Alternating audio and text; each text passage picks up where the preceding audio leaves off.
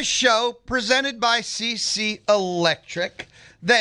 CC Electric, they do residential, commercial, and industrial. That's CC Electric. And Friday's lunchtime, we get to hang out with Brice Jones. He's a barbecue pitmaster. He's with the Smokin' Aces competition team. And Fridays, we just kind of hang out. Brice, are you in a wind tunnel? No, I'm not in a wind tunnel. I'm in a truck. Okay, you got the windows down? No, I do not. Okay. I was sitting there waiting to talk to you, and I just heard the. Maybe it's the air. Maybe it's the air conditioner blowing. That could be something like that, dude. So what are you doing this weekend? Are you going to Aggie Baseball for the doubleheader today, or are you making your reservations for like 5:00 tomorrow for the LSU game? It is the beautiful spring sports are rocking right now, where you have all the choices in the world. Yeah, I'm trying to make the second part of the doubleheader today. No way I can make the first one. Of course, we'll watch the basketball game tomorrow, and then maybe some more baseball on Sunday. No, hold on. No baseball Sunday. 2:00 and 6:00 today. 2:00 Saturday. Today is two games at 2 and 6. 2:00 Saturday. There is no Sunday. Okay, I thought it was 2:00 Sunday. Yeah, I hadn't been on socials much this morning. So just the tonight's game, hopefully. Yeah, 2:00 today, 6:00 today, 2:00 Saturday. That Saturday game, I haven't checked the weather forecast recently. I'm not sure how that's going to work, and there's nothing Sunday. Yeah, that's why I was surprised maybe not 11 a.m. on Saturday or a little bit earlier to try to get it in. I mean, I'm no weather expert, and don't pretend to even, the apps and things like that are never quite right either. So I'm sure they're more informed than I am on the situation, but you hope to be able to get that game in. Yeah, when you hear apps, you're thinking like cheese sticks or something. Yeah, I'm not saying I don't check the weather very often. I know most people as they get older they worry about the weather, but not me. I don't care. Okay, I wish you would. You're making me laugh once you said that old people worrying about the weather. True, for me, it's kind of like, look, if it's raining, I'll use an umbrella, and if it's not, I don't need one. I'm a very simple person, as you've become aware of. Yeah, I mean, it's I don't even keep an umbrella in the truck. If it's raining, then I won't get out of my truck until it stops raining. Like, what's so important that just don't worry about it all that much unless there's a I hear there's a tornado or an ice storm coming. Then might prepare just a little bit, but nothing out of the ordinary. I mean, I can't.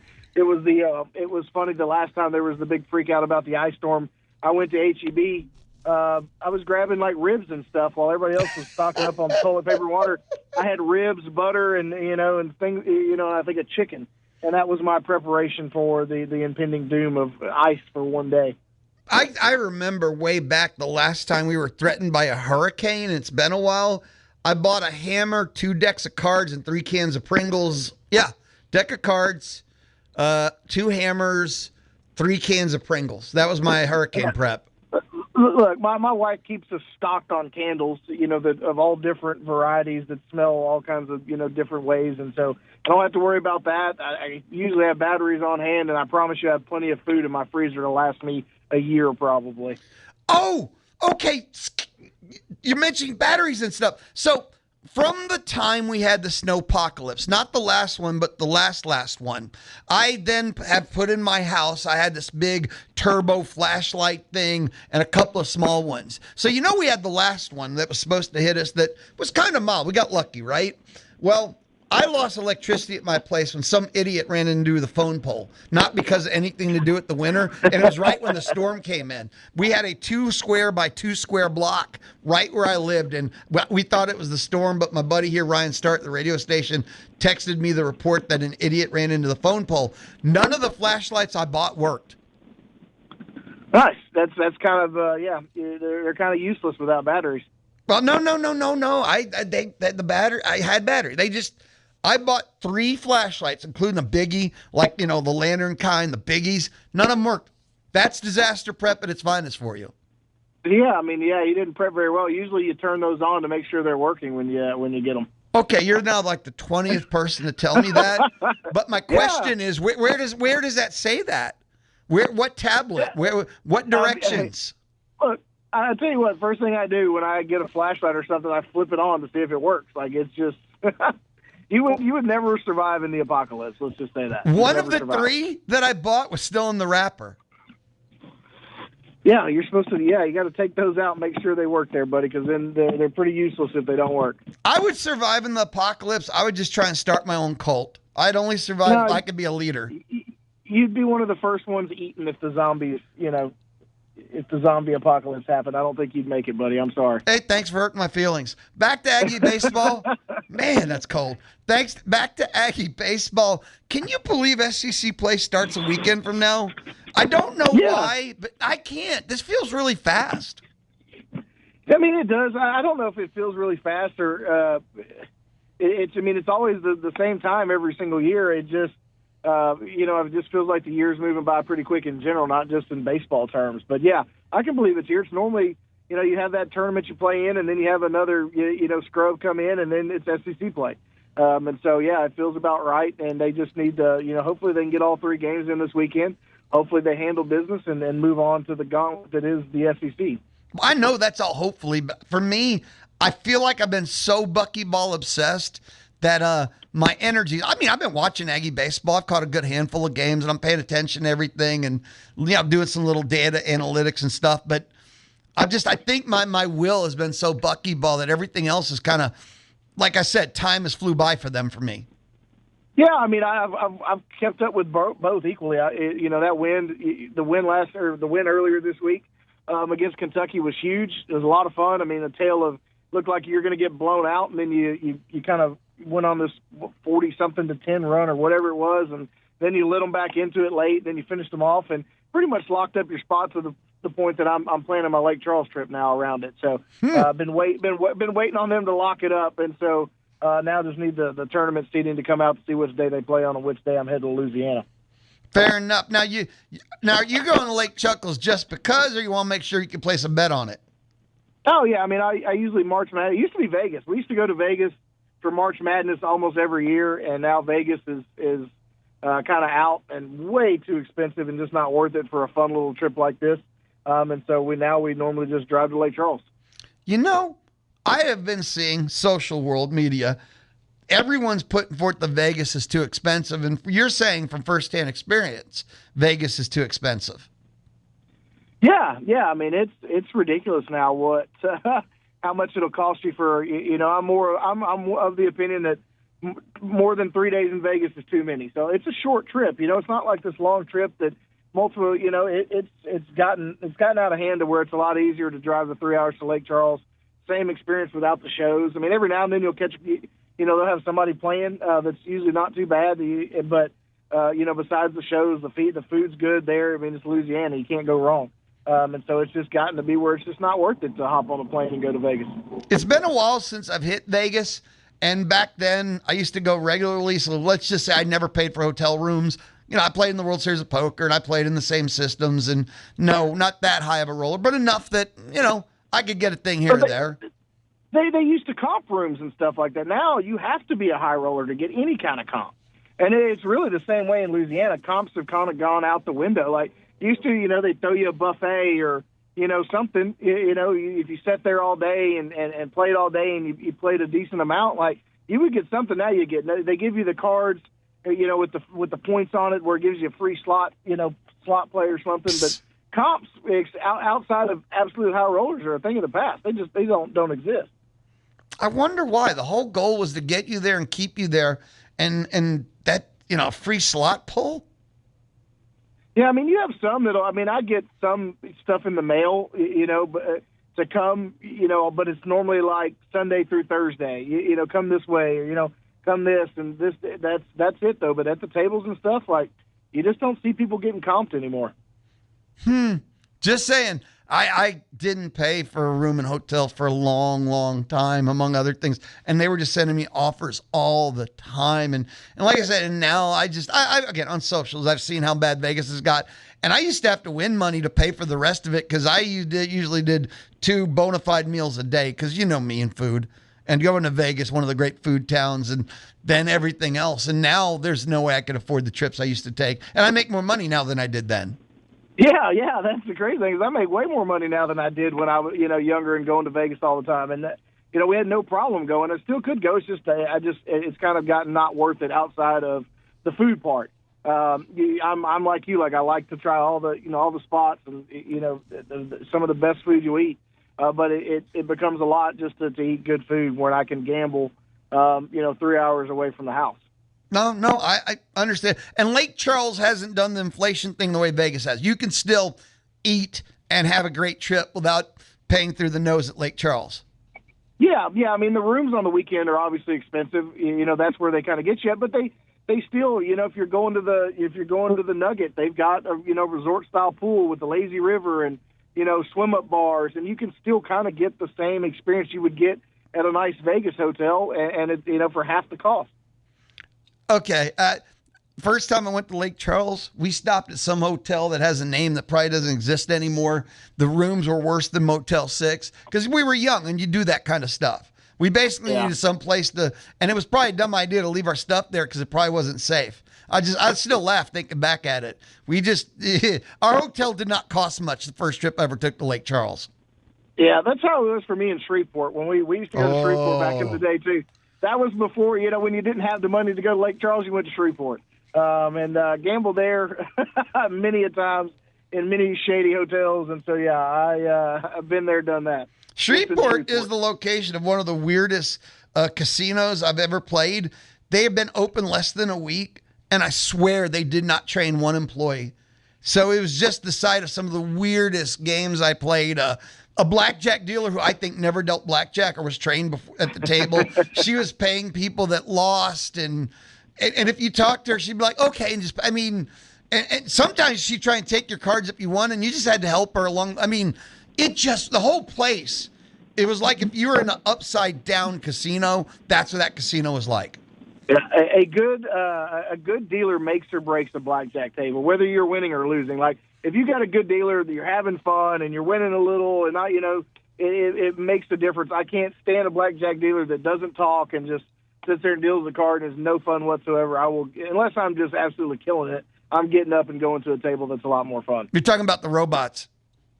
Yeah, I don't like the robots. Unless I'm just on an absolute heater, I'll sit there and win money all day long. You don't have to talk to me, but when you're playing blackjack, when it's up and down. Like, if you're having a good time, you forget that you're kind of breaking even. Help you get through the pain. Grinding. Yeah, blackjack is a grind if you know what you're doing. The key is to break even until you get your share of the cards.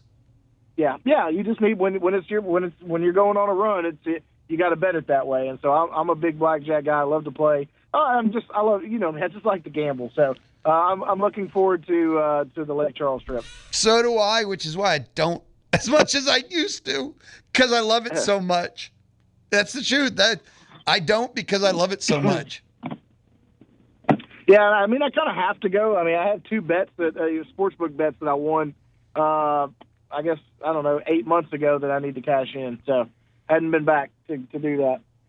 So if you were betting, would you bet that Aggie Baseball is going to host a regional? The way they've been playing so far, yes, I would. So you think they're one of the top 16 teams in the country to host? I think if healthy on offense, the way they've been pitching, yes, I do. Because if you throw Wesley and Hakopian back into the lineup with what you've gotten so far from the pitching staff, I think that was the biggest question so far. I think they've been good enough on the mound that, yes, I think they can host a regional. I'm not it's borderline. Not sure where I'm at. The number one thing I could say 100% with Aggie Baseball, I know they're better than last year. And that was a team that was preseason number one. And when you say injuries, Harkopian's missed X games. Caden Sorrell, I think he's injury prone. When you get stepped on, it's not being injury prone. That's the only injury he's had this year is he got stepped on. Like, that's not injury prone. That's just bad luck. And here you go. All three starting pitchers are on the weekend for the first time. Let's stick with the gambling concept. What are the odds all three will make it to the end of SEC play on the weekend? Nowadays, tired arms just don't work out. That's a rough call. No, it's not. I don't think it's rough. I just think it's not really that fair to have me put odds on it because I would say the odds are better than average that they finish here with these three. They may miss a start here and there, but you're hoping. I don't like taking bets on stuff like this and putting any bad juju on the team for no reason whatsoever. All right, fair enough. So there's still so many answers to come. I like everything I've seen. You can't argue with anything that's happened. They lost one game to the bona fide, most true number one team in the country I've seen in a long time. So they've done it, and they're run ruling opponents. SEC play will answer more questions. I'm not doubting them. Just top 16, I can't go that far yet. NCAA tournament, absolutely. I can't. They should look. That's the issue. It shouldn't be a question year in and year out. That's where we're at. Is that for A&M? It shouldn't be a question. Hosting a regional should be the bare minimum every single year. Yeah. And so that's Aggie Baseball. The fact that we're questioning that, and I get it. I mean, the questions are there; they're valid. I mean, after what happened last year, I feel everybody feels burned from last year, so everybody's waiting to see. I like what I've seen so far from the baseball team. I like how they responded after UCLA.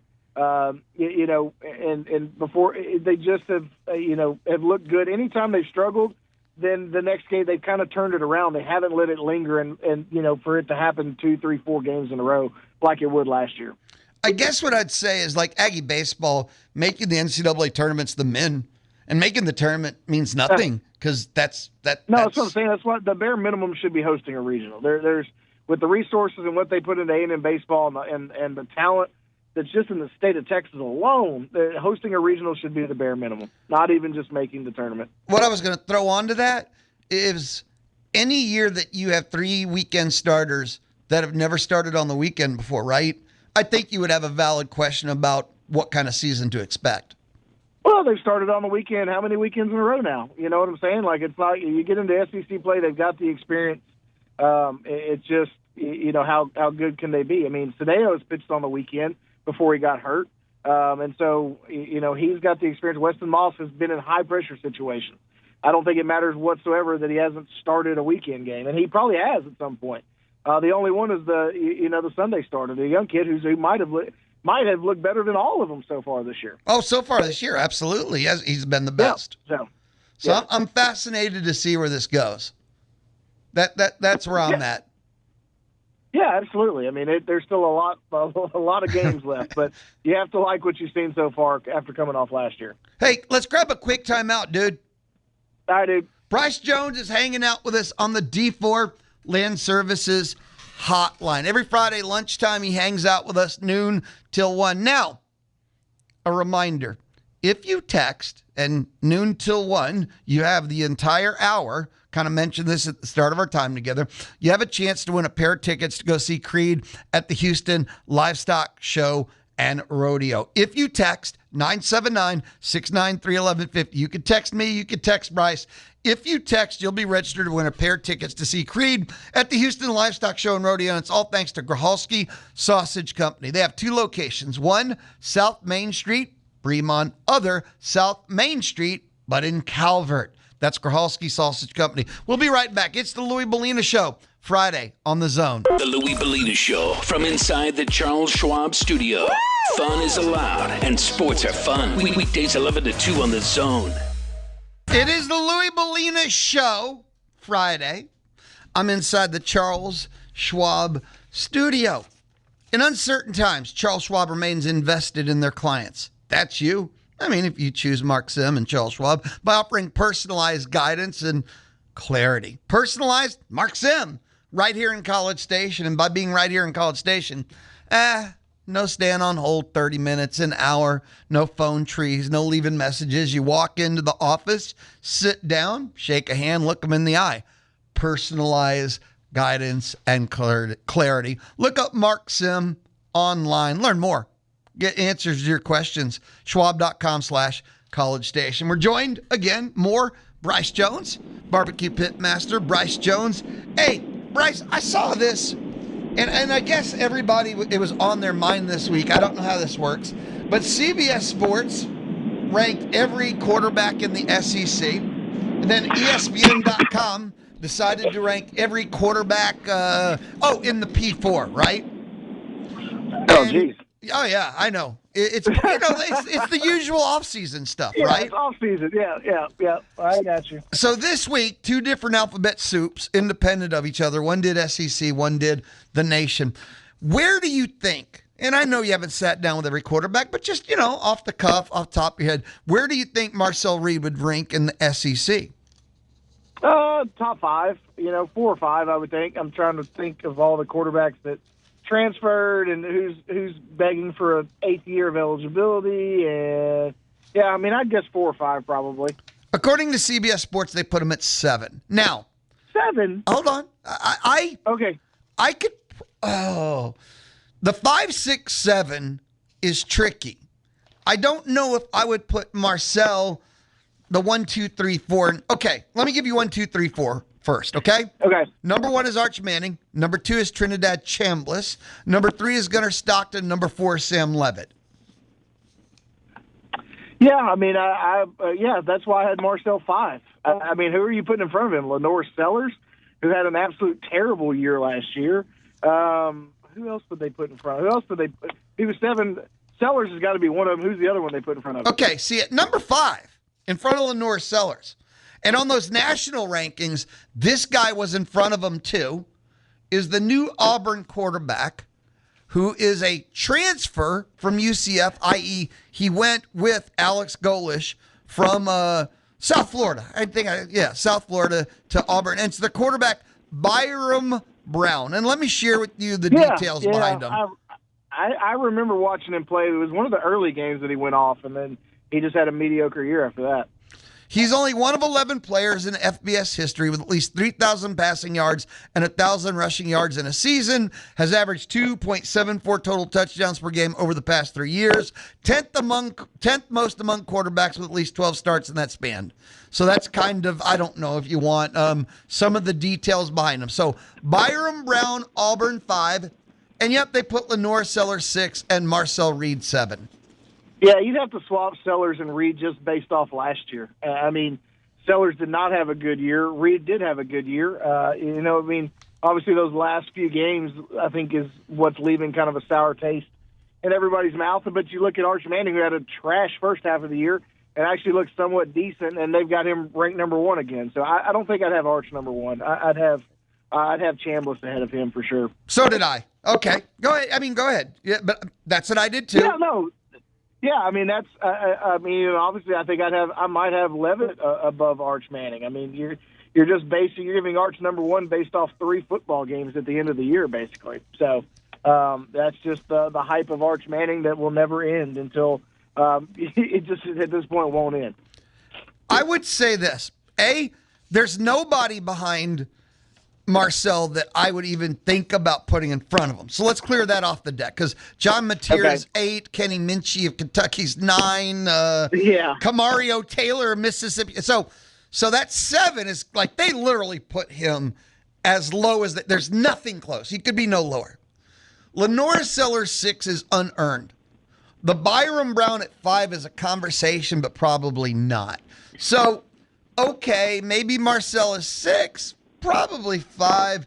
No, I can't put him above the 4 in that top 4 zip code, though. Once you rattled off the 4, I would argue, that's why I said, 5 seems pretty fair to me. The Brown, the UCF kid hasn't done it in the SEC. Lenore Sellers he wasn't good at all. Yeah, not earned at all. It's all based off hype and things like that. But a lot of that is Arch as well. So. I can't see Marcel past 5. I'm a little more generous with Arch than you. You said last 3 games. I thought his last 5, kind of even the bowl game, so I'd maybe 6, like last half. I thought it was obvious he turned a corner. His O-line still stunk to high heaven. But here's what I would throw into the mix. They bought him insurance with Cam Coleman. They bought him a guy that all you got to do is throw to the jersey number now. Cam Coleman is that good. And I think Ken Coleman is the insurance that guarantees that Arch Manning will be a certain level of good. Yeah, well, if the O-line can protect him long enough to get that off, to get the pass off. So yeah, I agree. Going down and getting Cam Coleman is huge. Obviously, A&M wanted him for the exact same reasons, and Texas got him. And But again, I just, I'm still not buying into the arch hype because I think Sark is not a great play caller, and I don't know if they fixed the offense. I don't know if they fixed the offensive line. They did not address it enough. They picked up one piece, I think, that's bona fide, that fits A&M, the lineman they picked up credential level. I mean, if we're going to be fair about everything.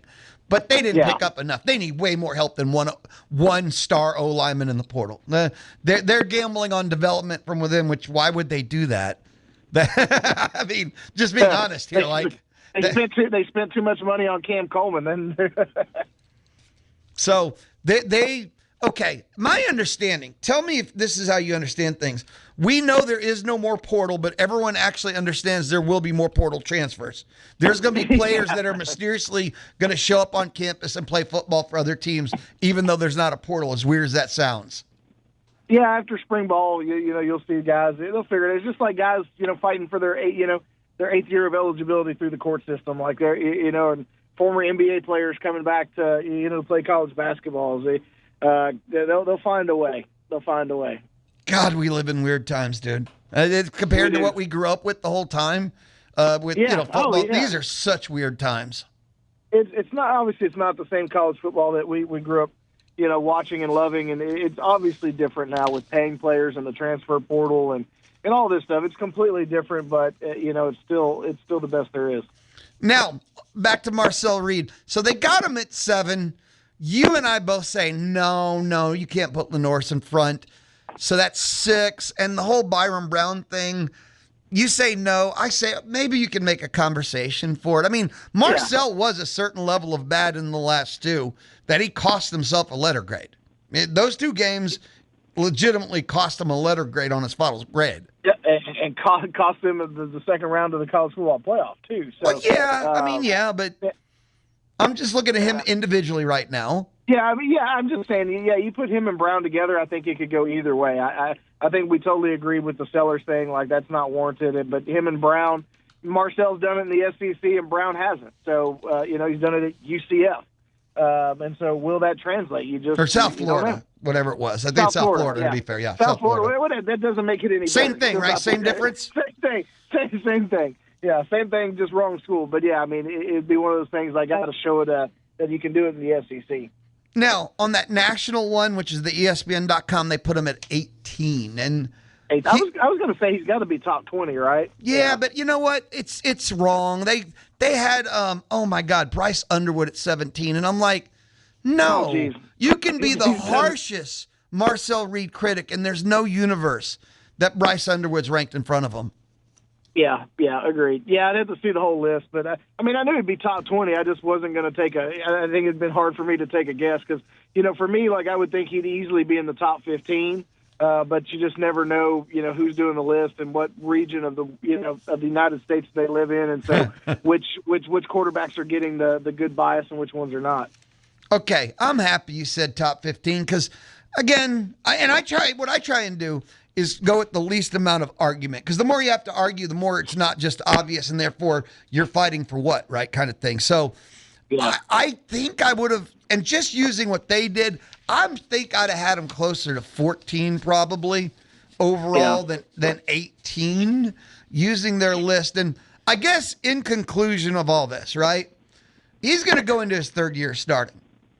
By the end of the year, and if you as a program are going to invest, you're going to invest 3 years of starting into one quarterback. His last year, you can't have the 14th best quarterback. No, he needs to be one of the top 5 quarterbacks in the country. If you ask me. After 3 years of experience, like the top 10 is still not good. You're barely moving the needle there. Like maybe top 8 if you want to be nice about it. But yeah, I mean he's got to be. If you're going to invest 3 years in this program, starting time, NIL, and starting time, and not nobody else wants to transfer in or come here and develop because they know they're behind him. Like he needs to be a top 10, top 5 quarterback. And I keep mentioning this, and it's early in the offseason. I've said it so much because I don't think how understood that should be because we live in a transfer portal world. Transfer portal quarterbacks win national championships. Top programs, college football playoff programs are portaling, and we don't have enough data to know that's a fact. and that's the way to do it. But that's what we're seeing. If you're going to invest and not go the easiest route, then it has to have the payoff in the end, because it doesn't have the payoff before. So you have to have the payoff at the end, don't you? Yeah, I mean, the easiest route is not, it's why they go to the portal and get them, because it's easier to go to the portal than it is to develop a kid for 3 years now. A quicker return on your investment if it hits. And so, yeah, I mean, Marcel needs to take the next step and be a top 10 quarterback in the country this year. And you can do it with top 10.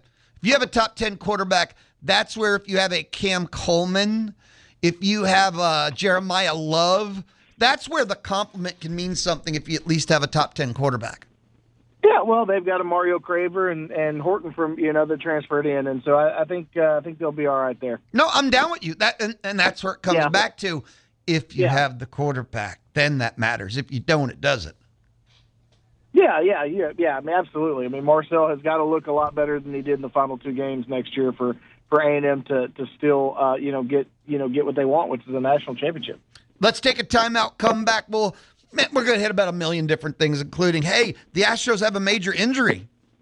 Oh, awesome. It took this long? I figured it would happen sooner.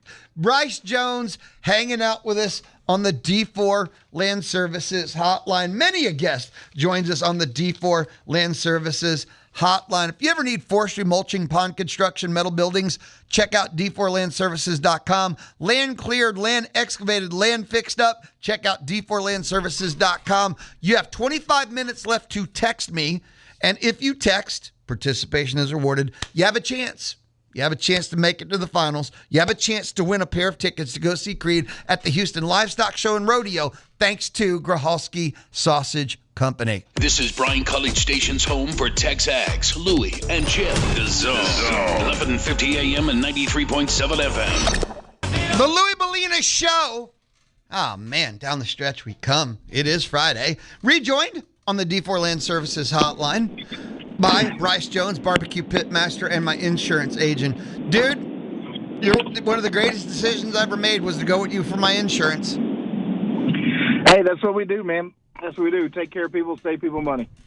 If people ever wanted to check you out, like they have thinking about making an insurance switch, I could sit here like hand on a radio Bible and say, Brice Jones changed my life.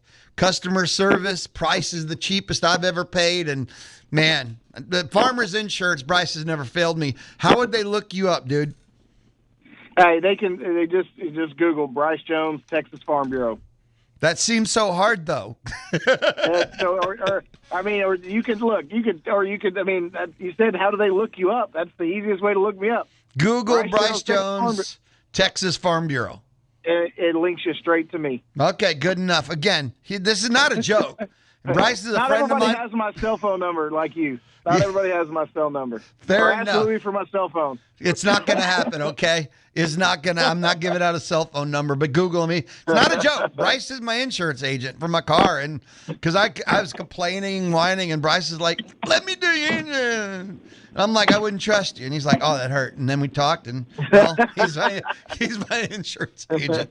It's pretty awesome. So, Brice, did you hear Jeremy Pena out for WBC with a finger fracture?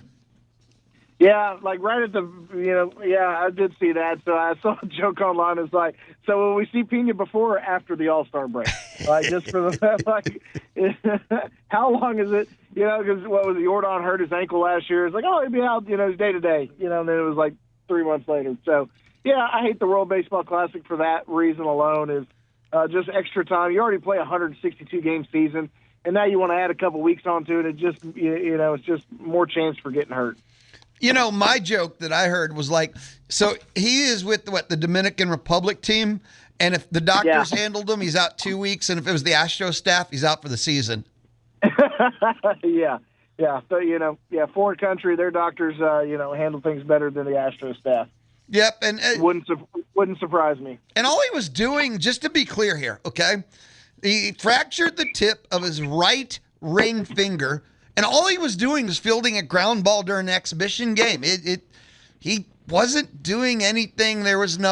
He was looking away and got hit by a line drive in BP. He was fielding a ground ball during an exhibition game. And he visited a hand specialist yesterday. in West Palm Beach, after which the Astros announced his diagnosis.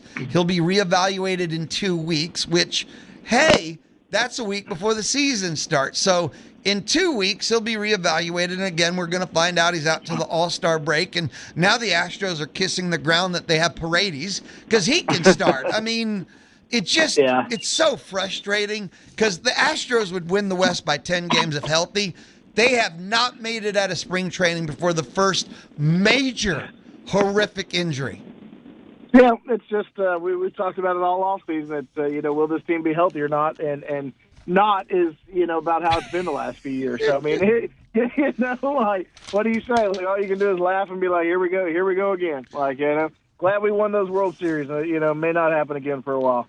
Did you know like Hader's not going to be ready for opening day? They're kind of like he may, but it's a soft May. I mean, Hader's not going to be ready for opening day. I didn't know that, but I'm not too worried about that.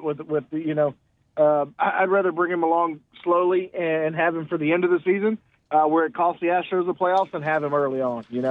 Well, what's the difference between missing the first month or the last month? Him missing the last month is why they missed the playoffs. If he misses the first month, isn't it the same equivalent? No, I don't think so. I think there's for me, it's less. I don't pay attention to it enough in the first month, I guess, is where, I'd rather miss now than stress about it when I'm absolutely paying attention, which is at the end of the season. I'm the guy that hates the 2-minute warning and the idea that, we're going to try and win it at the end when you already had 58 minutes. I'm the guy that thinks the first quarter counts as much as the fourth quarter. So, I just, again, like I said, I don't pay enough attention to the first part of the year. Because A&M baseball, some college basketball is still going on, and so I usually don't turn my attention to Major League Baseball until the summertime. If you're thinking of the future for the Astros, and I don't know if they had the front office to do anything about it, but in the upcoming June draft, and their minor league system is one of the 4 worst in all of baseball right now, but they're going to pick 4 times in the first 93, and last year they only had 2 selections, like in 95, so this upcoming draft is a chance to get good with the young, but I don't know if the front office can do anything with it. Yeah, we'll have to see. I mean, it also depends on, will they be buyers or sellers at the trade deadline this year? What will they do with the, Hader? You talked about Paredes is going to get traded before the season. So obviously that's not happening at this point. And so, but will it be at the deadline if the Astros are sellers instead of buyers? Well, that's the thing with Paredes. It could end up being more draft picks. The market cooled off on him, which is good, because instead of trading just because, they have the opportunity, if they played their cards right, to sell high, because, the 2 teams that wanted him backed out. Maybe the Astros asked too much, don't know. But now a team that was desperate was going to trade for him, and you had a better chance to sell high with him, which I actually liked. Yeah, and so, again, I'm fine with how it's worked out at this point. Hopefully the Astros get off to a good start, and they're not looking to move him after that. So I have one more thing, and this is just from the pure entertainment and fun department. But the St. Louis Cardinals announced a new a perk. They're doing Coca-Cola unlimited ticket packages. They start at $29. It's all you can eat concessions: soda, hot dog, French fries, ice cream cups, and popcorn. That's some of the snacks. And it starts when when they open the gates, goes through to the 8th inning. Do you think that $29? Because here was the thing: when you consider ballpark prices, I feel like $29 is incredible, but $29 is not cheap in human prices. But all you can eat at the ballpark for $29 is probably a steal, but $29 is not a steal in general. No, I mean, $29 at the ballpark, you're right, is a steal. I mean, if you go and you have, but I mean, it doesn't include beer. That's the only thing I really spend money on at a baseball game. Is, dude, I'm simple. Give me a hot dog, and I'm going to drink beers or whiskey or whatever it is I can get my hands on. But just give me a hot dog. Give me a hot dog. I don't need all the. Now, do I like some of the? Yeah, I'll get something that's different sometimes. But you ask my wife or kids, we go to, every football game, most baseball games. I'm always guaranteed to just get a hot dog and some cold beers. I looked at the $29, and I don't know if this list is comprehensive, but soda, hot dogs, French fries. There's not even burgers, let alone some of the the better variety, like how about nachos? Nachos are dirt cheap to make. Come on, man. So some of the more variety stuff that I would have preferred. I mean, I don't expect to get the barbecue that they have there from the fancier places. I get it. For $29 all you can eat, I expect basic concessions, but what about a burger? What about nachos? I just want a little more than just a hot dog, right? Yeah, I mean, if you're paying $29, absolutely, because I mean, you get a hot dog for, I don't know, nowadays. I haven't seen like with the hot dog. I saw that somebody posted, it was the Astros, like the El Tiempo margaritas at Astros games are now like $28 for one margarita. So I would imagine all the prices on hot dogs and all that have gone up as well. Yeah, fair enough. Again, that's just okay. In conclusion, $29. Good price, bad price? Bad price. Bad price for me. If it doesn't include alcohol, it's a bad price because I'm probably only having a hot dog. All right, fair enough. I struggle. And also in the story I saw on that, they said that the Cardinals weren't the first to do that. Like this all-you-can-eat kind of option is Arizona had done it before, Cincinnati did it, and the Houston Astros. I guess I just missed it when the Astros offered this up too. Yeah, but it's not all you can eat. That's false advertising. It's not all you can eat if you can't have everything in the ballpark for that $29. All right, I leave you with this. In the same story, they were talking about ticket prices in the league. Okay? No. Okay. They calculated the cost for a person to get a ticket, hot dog, and beer per person. Ticket, hot dog, and beer. The cheapest is the Marlins, $31.83. Diamondbacks, $33. Rockies are $37. And those three teams, two of them are traditionally the worst teams in the league. They're the three cheapest in the league for a ticket, hot dog, and beer. Do you know what team in Major League Baseball is the most expensive if you want a ticket, hot dog, and beer?